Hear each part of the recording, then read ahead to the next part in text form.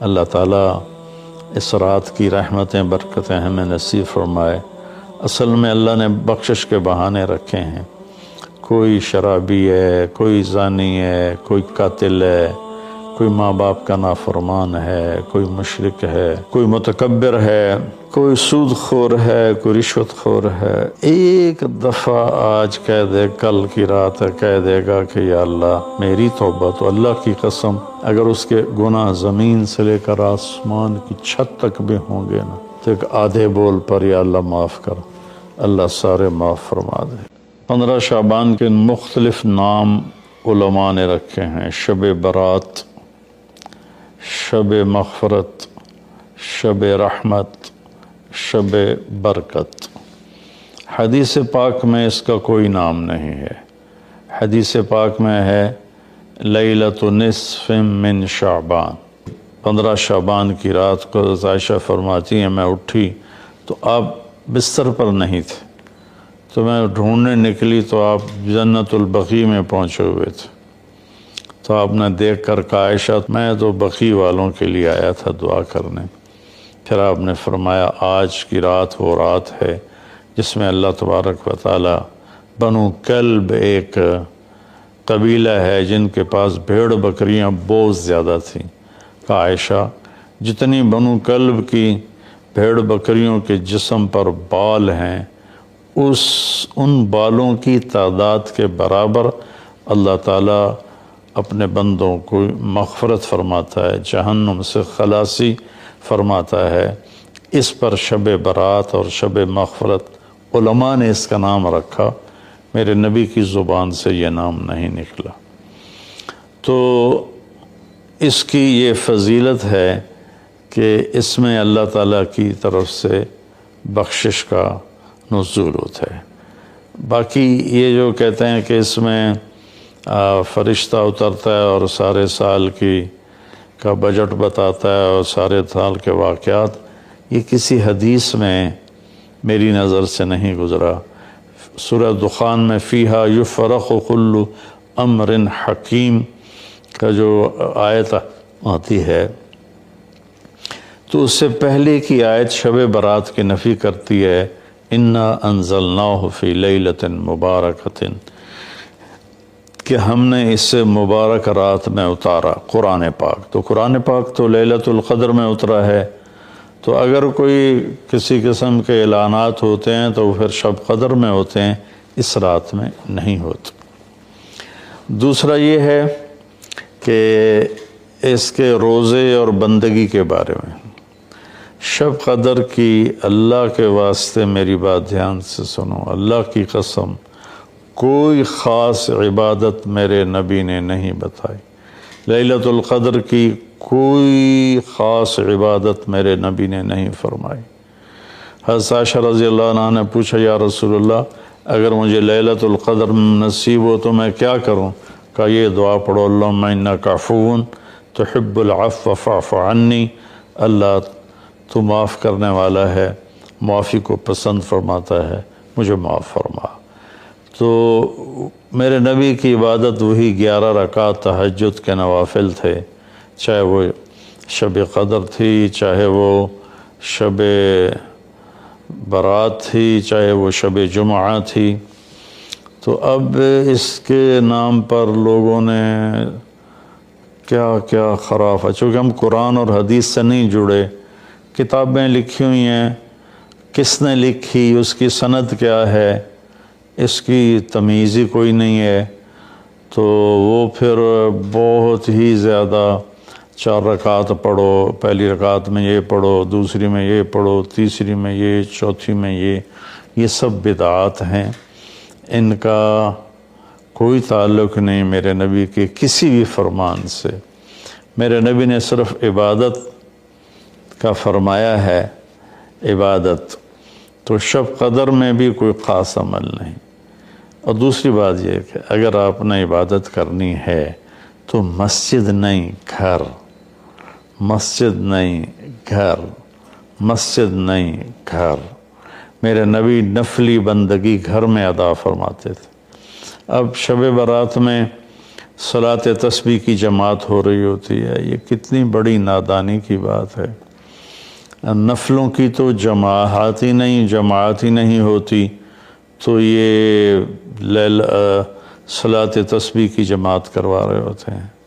تو میرے بھائی بہنوں، اس رات میں کوئی بندگی عبادت مخصوص نہیں۔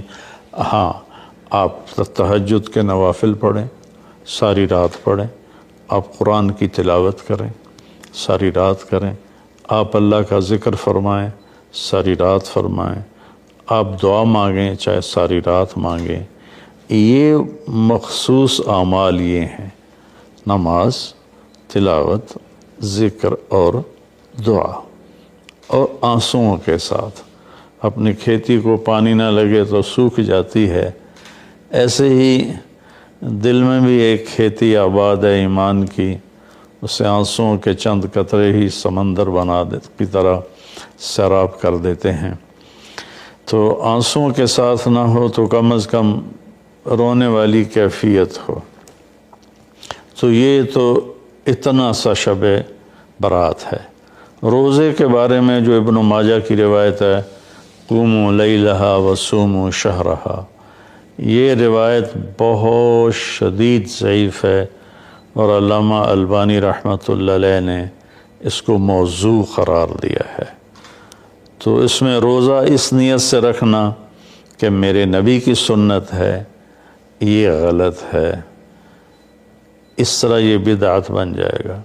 کوئی ویسے نفلی روزہ اس رات میں رکھنا چاہتا ہے مستحب سمجھ کے، نفل سمجھ کے، وہ میرے خیال میں اس میں کوئی قباحت نہیں ہے، لیکن سنت سمجھ کے اگر وہ رکھنا چاہتا ہے تو یہ بات صحیح نہیں ہے، چونکہ روزے والی روایت بالکل قابل اعتبار، قابل حجت نہیں ہے۔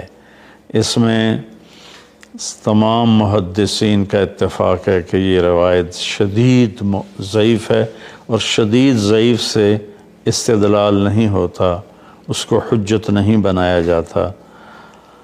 کمزور اس کا ضعف اتنا شدید نہ ہو اور کئی حدیثیں جمع ہو جائیں تو پھر اس میں ایک طاقت آ جاتی ہے۔ تو اپنے آپ کو جوڑو اللہ کے قرآن کے ساتھ، اللہ کے نبی کی حدیث کے ساتھ۔ صحیح حدیث آپ کا ماخذ ہوگا تو آپ کو آسانی ہوگی کرنے میں۔ تو اصل میں عبادات میں اعتدال ہے۔ شاید ہی کوئی رات میرے نبی ساری رات جاگے ہوں، شاید، اور شاید ہی کبھی آپ نے مسلسل، اس میں تو میں پورے یقین سے کہہ سکتا ہوں کہ آپ نے زندگی میں ایک دفعہ بھی عشاء کے وضو سے فجر کی نماز نہیں ادا فرمائی۔ بعد میں ایک رہبانیت کا ٹچ آیا کہ بندگی میں بہت زیادہ زیادتی اور اپنے نفس کشی میں راہبوں جیسی تھوڑی تھوڑی جھلک۔ نبی کی زندگی پڑھو، آپ کو پتہ چلے گا زندگی ہے کیا۔ قرآن پڑھو، آپ کو پتہ چلے گا اللہ چاہتا کیا ہے۔ اللہ تعالیٰ اس رات کی رحمتیں برکتیں ہمیں نصیب فرمائے۔ اصل میں اللہ نے بخشش کے بہانے رکھے ہیں۔ کوئی شرابی ہے، کوئی زانی ہے، کوئی قاتل ہے، کوئی ماں باپ کا نافرمان ہے، کوئی مشرک ہے، کوئی متکبر ہے، کوئی سود خور ہے، کوئی رشوت خور ہے۔ ایک دفعہ آج کہہ دے، کل کی رات ہے کہہ دے گا کہ یا اللہ میری توبہ، تو اللہ کی قسم اگر اس کے گناہ زمین سے لے کر آسمان کی چھت تک بھی ہوں گے نا، تو ایک آدھے بول پر یا اللہ معاف کر، اللہ سارے معاف فرما دے۔ سبحان اللہ۔ آگے جملہ بڑا خوبصورت ہے، ولا بالِ، اس میں تکبر ہے، ولا بالِ، ہمیں کسی چیز کی کوئی پرواہ نہیں۔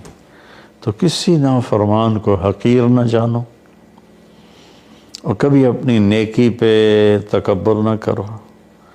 اور ایک جرم اور بھی ہے جو میں کہتے 30 سال ہو گئے ہیں، فرقہ واریت سے توبہ کرو۔